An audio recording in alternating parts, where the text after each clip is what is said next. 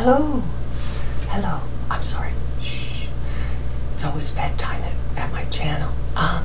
Yeah, I have the latest findings on ASMR. And I've tied my scarf in a tie knot because this is very important official scientific findings. First of all, I'd like to credit my source. Most of it came from YouTube viewers. And I kind of looked at MIT, that sounds like a place for smart people, and some Wikipedia thrown in there too, and people I know.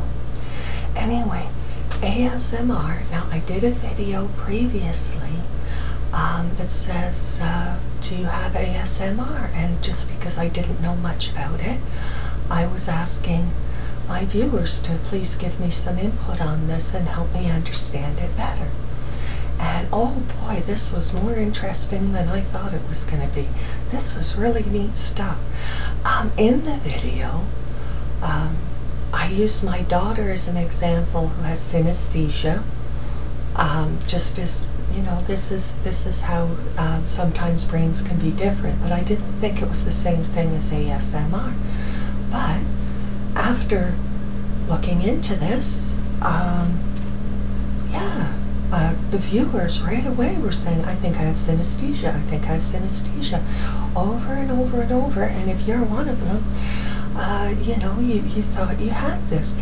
So I'll stop looking at the notes without my glasses on because I can't see them anyway and just look at you because you're important. And I'll do it with both eyeballs and get my hair out of the way. There, that's better. After looking into it, I've come up with some really cool stuff from the viewers and from just poking around. ASMR this is just my take on it. I understand I am not a professional and my viewers are not professionals, but let's just go along with this anyway. ASMR is synesthesia. It's a type of synesthesia. It isn't listed under synesthesia, but it should be. Synesthesia is where your senses are cross-wired. So numbers are colors. Sound can be colors. Synesthesia, here, let me get my glasses on so I made a note about this. It's an involuntary response, and it's from the Greek word meaning together, and it's one sense perception is linked with another, and this is seen as real. So people with AMSR, what they're doing is they're feeling sound.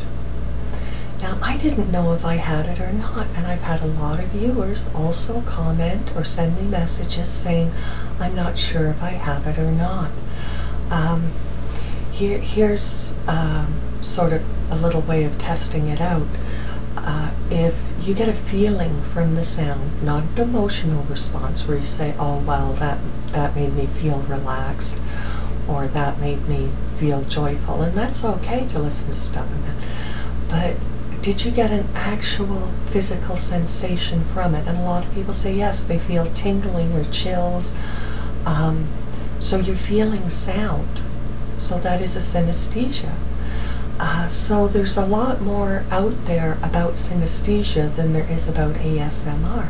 So if we can say yes, it is a form of synesthesia, and a lot of people with ASMR also have other synesthesias where they will give a number a personality, and they believe that number has to have that personality or whatever. Yeah, so there's a lot of stuff more on synesthesia than ASMR. So what are us ASMR people like? I didn't know about whether I had it or not. One of the questions was, can you catch it later? A lot of people were saying they've had it ever since they were a child. They've always had it. It's just always been there. With myself, this is something that I think my daughter did get this from me. She also has ASMR synesthesia. I never did get I'd get emotional feelings from listening to you know, I like to listen to university lectures and sort of things, there would be an emotion, but not an actual physical sensation until recently. I'm just guessing, but I think if you, it is hereditary, and if you have a hereditary predisposition towards synesthesia, ASMR, because I've got a lot of this neurological stuff that I've written some notes on, we'll talk about it in a minute. I think it's possible to catch it later. I have made, as you can tell, I've got 100 and something videos up. I've done a lot of work. Just making the videos, you have to make them, edit them, listen to them. I've been listening for years now to sound to relax me. And I think if you have a predisposition, you can end up with ASMR, because now I don't just get an emotional response or a relaxation response. I'm also getting physical sensations where I feel tingling in my scalp and down my spine from certain sounds. The video I just did recently, the unboxing of the bubbles and bubble wrap, yeah, that I did get actual tingling sensations from the sounds in that video. I'm starting to get feelings from it. And it was also the bubble wrap, though I don't know if that's an emotional response or a physical sensation, but oh boy, I started popping, it just got into it, and then when I watched it later, watching me just work the bubble wrap, I tingled. I had actual physical sensations watching me do this. So I think you can, I don't know if people who don't have the gene can make themselves have it. I think you can develop it if you have the predisposition, though, and I think I have done that, especially working so much with sound and trying to make sounds give you certain feelings. I'm going to use the notes here because I don't want to ramble, and I want to make sure I get the information straight here. So yeah, here comes the handy dandy glasses, but see, it's that we're doing research here, and I've got my scarf as a tie. The glasses will just make me look smarter because I've got a bunch of fun stuff here that I found out about synesthesia, and I'm saying ASMR is a type of synesthesia because you're feeling sounds. Here we go. Okay, some people can develop it later without the hereditary predisposition through drugs, having seizures, having strokes, severe brain damage, but I wouldn't recommend drugs, seizures, strokes, or severe brain damage to get this. I think that's a little extreme. Just listen to stuff and relax and pay attention to your sensations, and if you do start getting a physical feeling, pay attention to that, because what we pay attention to grows, and that's a good thing. If we're not paying attention to crappy things. Anyway, I'm going to go over the notes from the last thing because there's a lot of questions that are answered. Do I have it? Yes, I do. We're not freaks. We do have special abilities. It is not a sexual thing, and I heard this from a lot of you viewers saying, no, this is not sexual, and you're right. As a new ASMR and a former, I don't know, not neurologically normal person, yeah, it's definitely not sexual. And then I asked you to subscribe, which yeah, subscribe. Okay, autonomous sensory movement, unusual speech, educational videos. A lot of people did send in what their triggers are: unboxing, running water, soft speech, whispering. Even one, and this is really good, just to say this is not a sexual response. He was watching a dog getting into gnawing a bone, and that's, you know, the dog was really into it. Watching tasks closely. Haircuts, definitely. Hair stuff. Somebody asked if there's a connection between numerology and ASMR. The only thing, and like I said, I'm going to lump it in with synesthesia because it is a cross-wiring in your senses. The only thing I can come up with is that people with ASMR, some of us aren't that very good at math. Now, as far as numerology goes, I'm not sure. I'm an 11/11 person. If you watch my funky bubble aquarium light, I got that to 1 hour, 11 minutes. I kind of have fun with numbers and think that numbers have certain significances in the grand pattern of things. But math has never really been my forte. I've never really been a math person. And they say that's common. Of course, we're creative. That was brought up in the comments a lot too, that there's a lot of creativity going on here. And I think with the cross-wiring in the brain where we get more connections in amongst our stuff, I'm going to clear my throat. Sorry. But yeah, we get more connections in amongst our stuff. I think that gives us a wonderful, more space to operate, more outside of the boxness, more creativity. A lot of people who sent in comments as well too, or messaged me, said, "Oh, this is all completely new to me, and I didn't know about all this." And but this is where I think why it happened is we have to remember where we are right now. I hang out in bedtime relaxation land when I put up my video responses so people can see my stuff. I'm going to sleep music for the most part, help with insomnia, so relaxing sounds, the Amazon rainforest videos, those sort of things, rain videos. So we're in, you like to listen to this stuff to relax, so I guess it's not, there'd be a lot of people who have this who don't have the word that go, "Oh, what is this?" So yeah, it's something new to them. Another thing, this one fascinates me as well, because I have my other daughter has got this, and they say feeling. And here I'm sitting here, I've got my pillow and my blankie with me, and it's also props. This is really my bedroom, but just to soothe me and calm me down while I'm talking to you, so I don't get too nervous about it. Here I'm feeling the blanket, oh yeah, this is soft. And my one daughter, anything growing up, anything furry or soft, my cat Mimi behind me here, his skin's hanging loose because I swear she massaged it that way.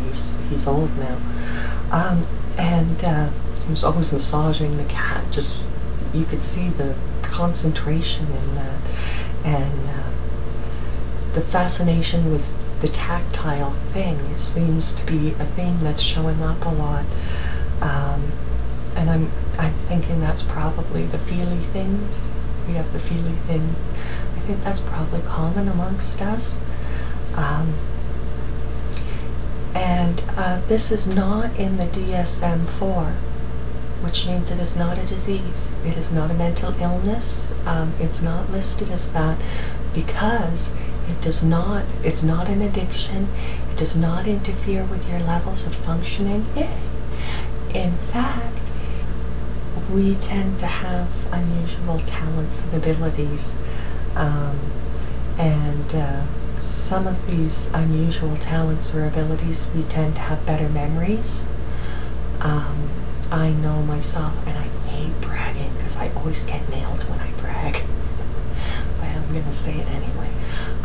Academically, when I was in college, I always tended to be comfortably at the top of my class.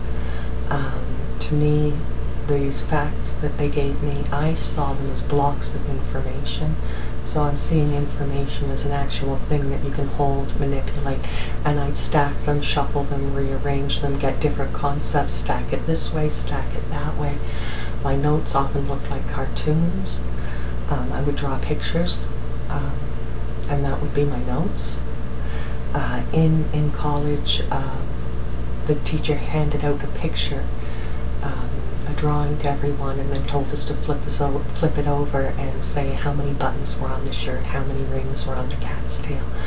I knew all this because I'd seen the picture, and I was very, very shocked that, what, you can't just take a picture of it and then scan it for details later? So that's photographic memory. We tend to have tendencies towards photographic memory.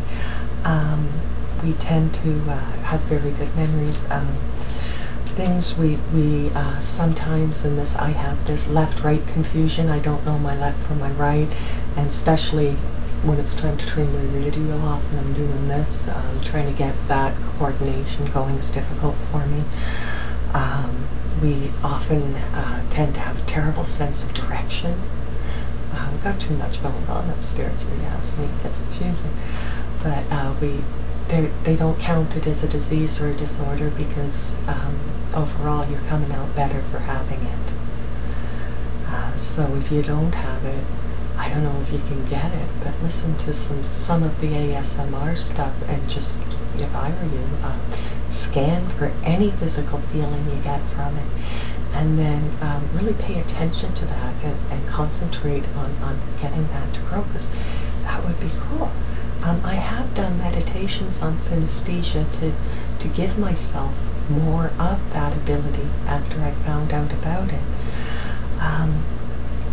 Because they are doing that with people, trying to give them this sort of stuff, because I think it makes you smarter. Don't tell the people who don't have it.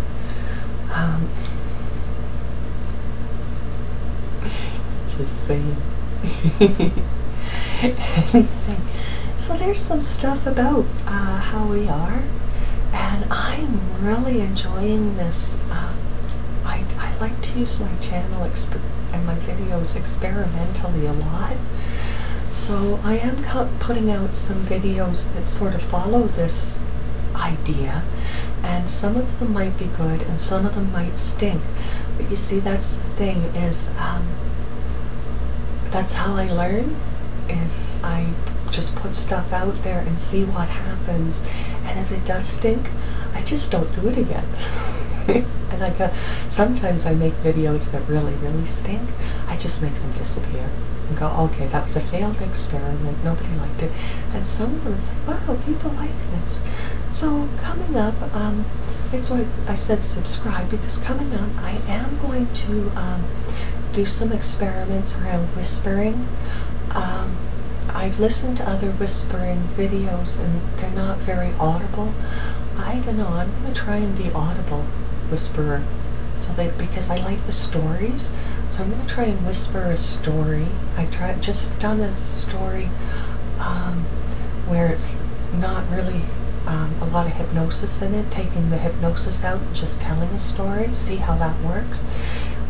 Next episode, the story will die if nobody watches it or likes it.